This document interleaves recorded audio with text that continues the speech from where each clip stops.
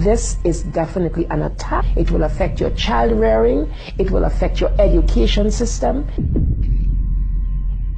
This is instructions for the teacher in the classroom to ask her or his students, how do people express their sexual feelings? Oral sex, masturbation, anal sex, massage, holding hands, touching each other's genitals, saying, I like you. It is pornography men, especially on the House floor, did not want to look at. We couldn't show this on the television news, but yet we want our 4th grade children to be looking at this book. The World Health Organization standards for sexuality education in Europe actually suggest that children ages 0 to 4 should be given information about masturbation and given the right to explore their gender identities. For ages 4 to 6, children should be taught about same-sex relationships and respect for different norms regarding sexuality. Some of the objectives of the UNESCO Sexuality Education Guidelines include teaching children at age 9 about sexual stimulation and the definition and function of orgasm, and at age 15,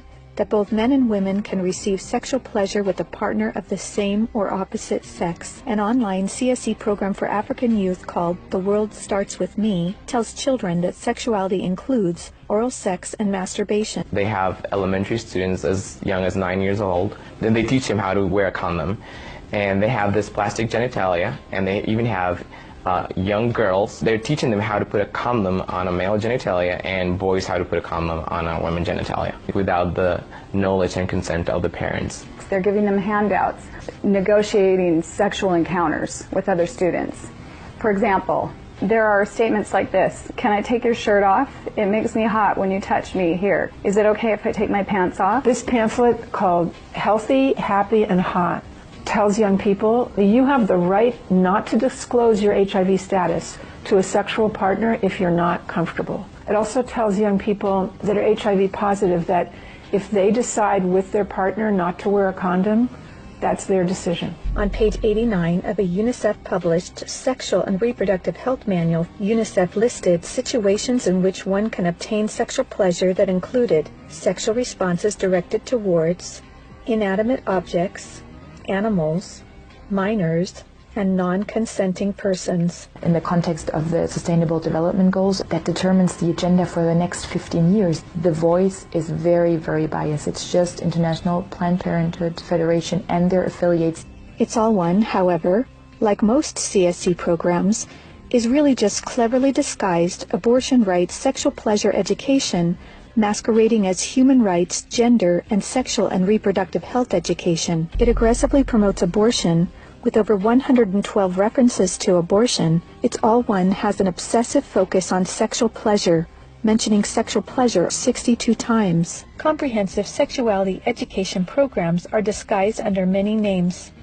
They may be called comprehensive sex or sexual education, education on human sexuality, reproductive health education, information on sexual and reproductive health, family life education, teen pregnancy prevention, rape prevention, anti-bullying programs, HIV/AIDS prevention, and sometimes even abstinence or abstinence plus education. One of the handouts that concerns me the most is called The Genderbread Person. They teach that gender is a spectrum, that you can choose to be whatever you want. Say no to CSE! Say no to CSE! We've got to stop it.